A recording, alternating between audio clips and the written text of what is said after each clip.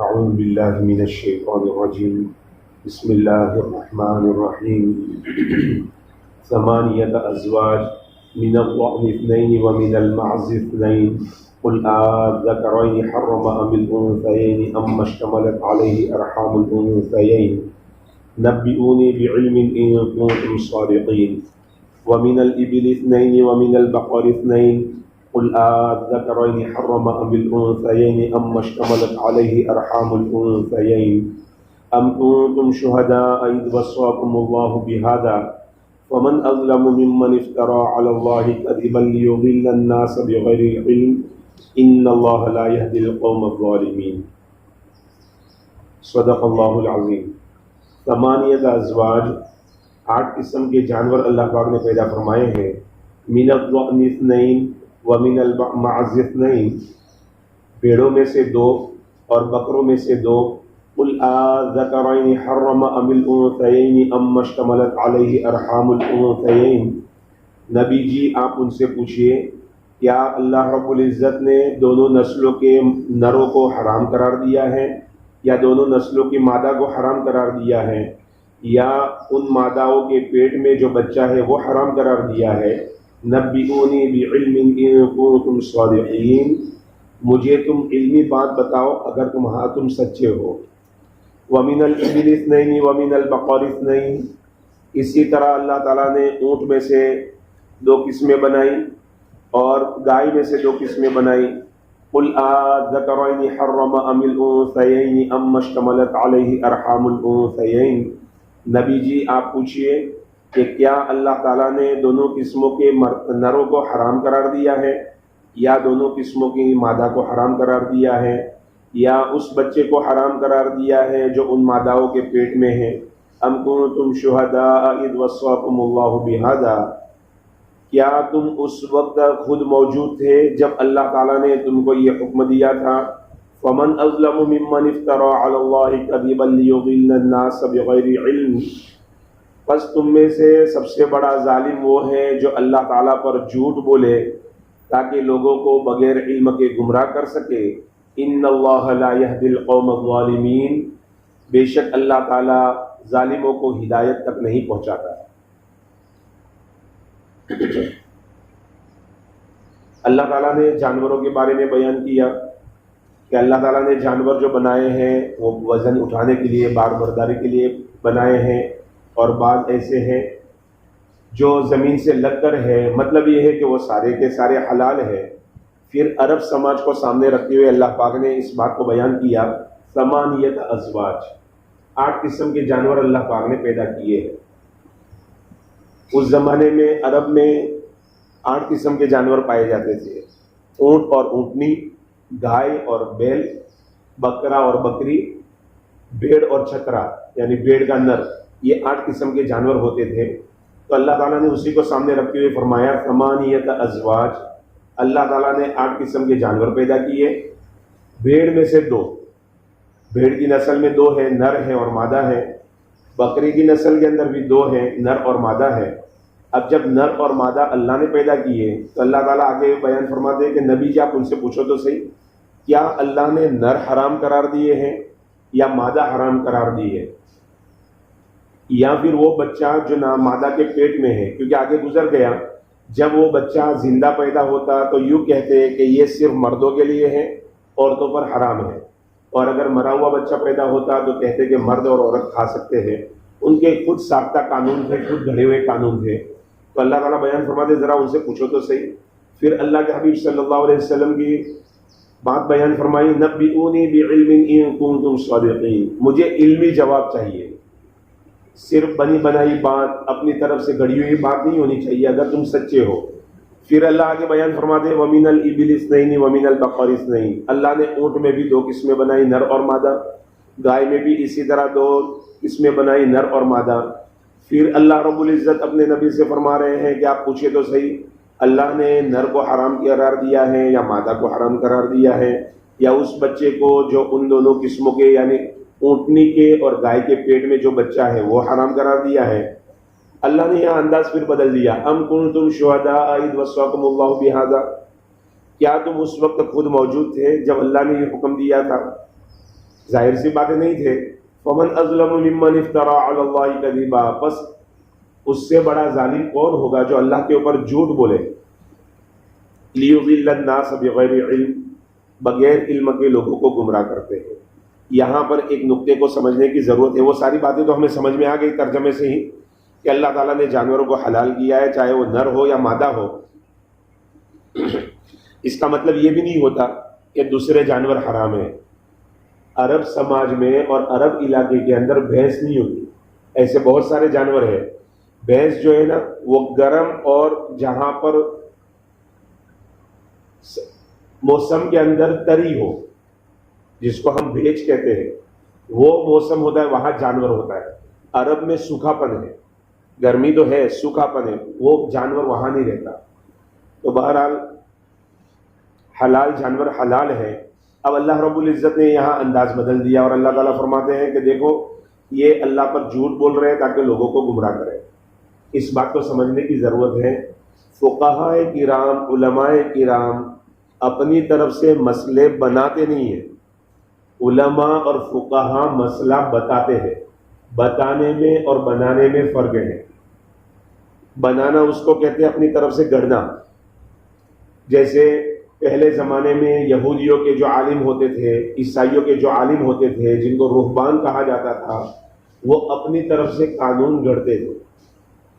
تو ایک ہے بنانا اور ایک ہے بتانا. علماء کرام، فقہاء کرام کیا کرتے ہیں؟ وہ کسی آیت کے اوپر غور کرتے ہیں.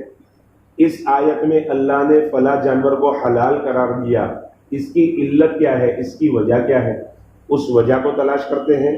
وجہ کو تلاش کر کے دوسرے جانور کے اوپر غور کرتے ہیں، وہی وجہ اس میں پائی جاتی ہے تو حلال فرماتے. تو وہ بتاتے ہیں، بناتے نہیں ہیں. ان اللہ لا یہدی القوم الظالمین، بے شک اللہ تعالیٰ ظالم لوگوں کو ہدایت تک نہیں پہنچاتا.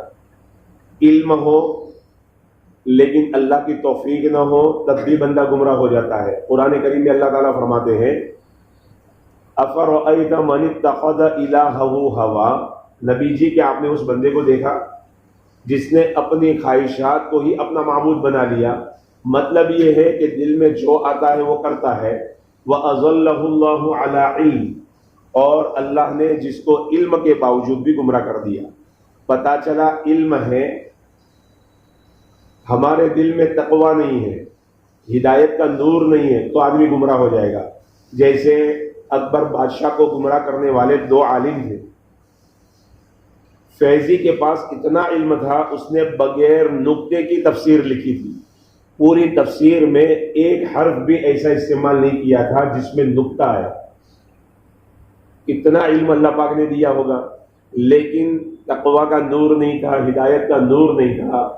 خود تو گمراہ ہوئے، اکبر بادشاہ کو گمراہ کیا اور ایک دین ایسا بنایا، ایک مذہب ایسا بنایا کہ جس کے اندر غیروں کے ساتھ بھی تعلقات رکھ سکتے ہیں، شادیاں کر سکتے ہیں. بہت ساری ایسی چیزیں جو اللہ تعالیٰ نے حرام کی تھی اس کو انہوں نے حلال بنا دیا. تو یہ بنیادی چیز ہے. اس بات کو سمجھنے کی ضرورت ہے کہ فقہاء کرام اپنی طرف سے کوئی قانون، کوئی مسئلہ بناتے نہیں ہیں، بلکہ وہ قرآن کریم کی آیت پر غور کرتے ہیں یا حدیث مبارکہ پر غور کرتے ہیں اور اس کے ذریعے سے وہ ہمیں علم کا موتی دیتے ہیں. جیسے امام احمد بن حنبل رحمۃ اللہ علیہ کا واقعہ مشہور ہے. حضرت امام احمد بن حنبل رحمۃ اللہ علیہ امام شافعی رحمۃ اللہ علیہ کے شاگرد تھے. ایک مرتبہ امام شافعی رحمۃ اللہ علیہ کا خط پہنچا، بھائی احمد کیا بات ہے، اتنا لمبا عرصہ ہو گیا ملاقات کے لیے نہیں آئے. حضرت نے جواب میں لکھا، حضرت علمی مشغولیت کی وجہ سے نہ آ سکا، ان قریب انشاءاللہ حاضر ہوتا ہوں. انہوں نے وقت بتا دیا. امام شافعی رحمۃ اللہ علیہ انتظار میں اپنے گھر میں اپنی بچیوں کو بتایا بہت بڑے امام آ رہے ہیں، لہذا اکرام میں کوئی کمی نہ ہو، خاص اس کا خیال رکھنا ہے. بچی ابھی بڑی دیندار تھی. یہ شام کے وقت میں پہنچے، رات کا دسترخوان لگایا گیا. اب جب کھانا آیا تو عمومی طور پر ہمارے یہاں یہی ترتیب ہوتی ہے، تھوڑا بہت کھانا زیادہ دیا جاتا ہے. ہم یہاں ہال میں کھانے کے لیے گئے تو ایک چیز یہ دیکھی کہ وہاں پر دالچا الگ سے رکھا ہوا ہوتا ہے، چاول الگ سے رکھے ہوئے تھے، جس کو جتنی ضرورت ہو لے لیں. پہلے زمانے میں ایک ہی کھان کے اندر اور تھال کے اندر زیادہ کھانا دیا جاتا تھا، تو 3-4 بندوں کا کھانا تھال کے اندر ڈال کر امام صاحب کی خدمت میں پیش کیا گیا. اب امام احمد بن حنبل رحمۃ اللہ علیہ نے پورا کھانا کھا لیا، 3-4 بندوں کا کھانا کھا لیا، حالانکہ اللہ والے کم کھاتے ہیں، اللہ والے پیٹ بھر کر نہیں کھاتے۔ جب یہ تھالا واپس گیا، یہ پلیٹ واپس گئی، تو بچیوں کو بڑا تعجب ہوا۔ ابا جان تو کہہ رہے تھے بہت بڑے امام ہیں، بہت بڑے اللہ والے ہیں، اللہ والے تو کم کھاتے ہیں، انہوں نے تو 3-4 بندوں کا کھانا صاف کر دیا۔ بات آئی گئی، اب رات کے وقت میں ان کے لیے مصلے کا انتظام، لوٹے کا انتظام، کیونکہ اس زمانے میں مسجدوں میں وضو خانے، استنجا خانے وغیرہ نہیں ہوا کرتے تھے، لہذا پانی کا انتظام کر کے رکھا تھا کہ ان کو تہجد پڑھنی ہو تو مصلی بھی ہے، پانی بھی رکھا ہوا ہے، وہ نماز پڑھ سکتے ہیں۔ فجر کا وقت ہوا، دونوں امام صاحب نماز کے لیے گئے، بچیاں کمرہ صاف کرنے کے لیے آئی، جب آ کر دیکھا تو لوٹا ویسا کا ویسا بھرا ہوا تھا اور مصلی ویسا کا ویسا رکھا ہوا تھا۔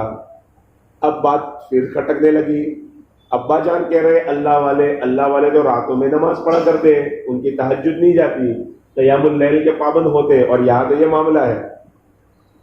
بات سمجھ میں نہ آئی، دونوں بچوں نے آپس میں مشورہ کیا اس بار ابا کو آنے دو، ابا آئیں گے نا، ابا سے پہلا سوال یہ کریں گے آپ تو کہہ رہے تھے بہت بڑے اللہ والے، ان کا یہ حال ہے۔ بہرحال امام شافعی رحمۃ اللہ علیہ امام احمد بن حنبل رحمۃ اللہ علیہ کو اشراق کے بعد گھر لے کر گئے ناشتے کے لیے۔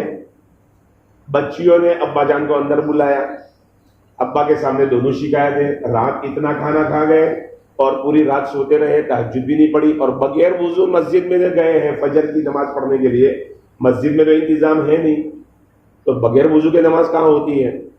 امام شافعی رحمۃ اللہ علیہ نے کہا بات تو مجھے بھی کھٹک رہی ہے، چلو پوچھ لیتے ہیں۔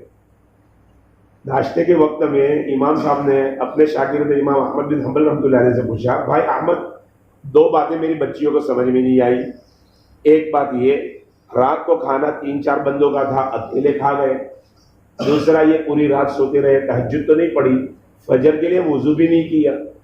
امام احمد بن حنبل رحمۃ اللہ علیہ نے فرمایا کہ حضرت اصل میں معاملہ یہ تھا، جب میں آپ کے دسترخوان پر کھانے کے لیے بیٹھا تو وہ نور اس کے اندر، کھانے کے اندر دیکھا، حلال کمائی تھی نا، حلال کمائی میں نور ہوتا ہے، وہ نور میں نے دیکھا، میں نے اپنے دل کو کہا احمد آج جتنا نور اپنے اندر اتار سکتا ہے اتار لے، شاید زندگی میں دوسری بار ایسا رزق نصیب ہو اور ایسا دسترخوان نصیب ہو یا نہ ہو۔ تو حضرت میں نے کھانا نہیں کھایا، میں نے وہ نور زیادہ سے زیادہ اندر اتارا، کہا چلو بات مان لی۔ اب پوری رات سوتے رہے، فجر کے لیے وضو بھی نہیں کیا، کہا حضرت وہ نور دل کے اندر اترا تھا جب میں رات بستر پر گیا، ایک حدیث مبارکہ سامنے آ گئی، اللہ کے حبیب صلی اللہ تعالی علیہ وسلم کے ایک صحابی تھے حضرت ابو عمیر، انہوں نے ایک پرندہ پالا تھا، پرندہ مر گیا، ان کو صدمہ ہوا، اللہ کے حبیب صلی اللہ تعالی علیہ وسلم نے تعزیتی کلمات فرمائے تھے، یا ابا عمیر ما فعل النغیر، ابو عمیر تمہارے پرندے کا کیا بنا؟ بس اتنے جملے آقا صلی اللہ علیہ وسلم نے فرمائے تھے۔ تا وہ حدیث مبارکہ میرے سامنے آئی، میں اس حدیث میں غور کرتا رہا اور تعزیت کے مسائل نکالتا رہا، پوری رات گزر گئی، 40 مسئلے اس حدیث مبارکہ سے نکالے۔ میں علمی مشغلے میں مشغول تھا، عبادت سے بڑھ کر علم ہے، لہذا میں پوری رات جاگتا رہا، میرا وضو نہیں ٹوٹا، تہجد سے بڑھ کر علم کے مسائل نکالنے تھے، لہذا میں بڑی ہوئی عبادت میں مشغول تھا، اب میرا وضو نہیں ٹوٹا، فجر کی نماز میں نے عشاء کے وضو سے پڑھی۔